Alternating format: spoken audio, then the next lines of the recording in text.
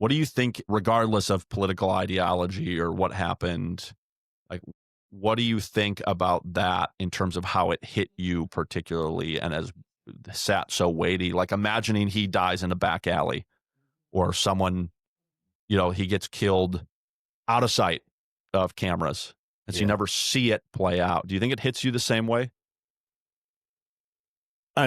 Well, I have done a good job avoiding the explicit videos. I had somebody tell me, Nick, since this is affecting you so much, I think you should watch the close-up where there's this explosion of blood. I said, no, thank you. Not necessary for me to feel more.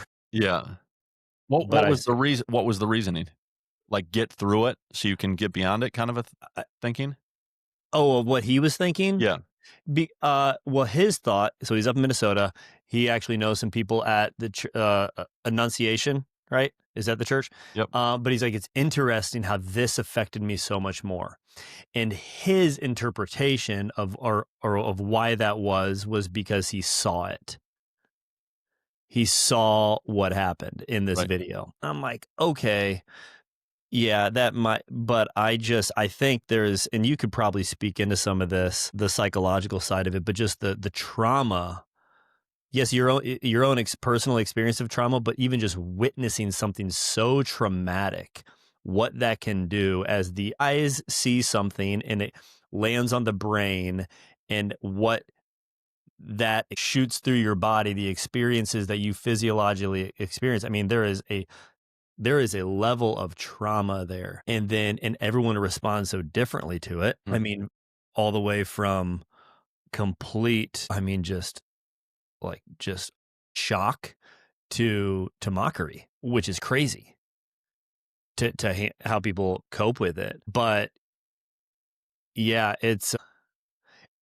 and at the same time, I think it's helpful to a degree to look at evil, right? This is kind of like abortion. If I'm honest, abortion, at the level of evil that it is, my experience internally does not equate with the level of how evil it is with my conviction of how evil it is. Does that make sense? Because it's not like I'm looking at it. Right. It's not as Holocausty. It's like, because after the Holocaust, like these were like in neighborhoods, basically, these ghettos. Right. They made the citizens walk and look. Right. There's something important about that. Look at the evil.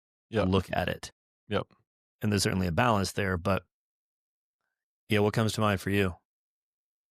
Yeah, I think there is something. I certainly don't think we're in this situation nationally or even personally if it doesn't happen publicly. Nor do I think that's the case back when George Floyd, because so much of it becomes like, well, we don't really know what happened. Right.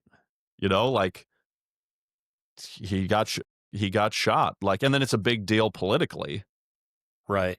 And then the major difference between those two events beyond being on camera is one of the things you and I have talked about this past week, which is getting his commitment and resolve to get out there and be on the front lines with people, change so many people's lives.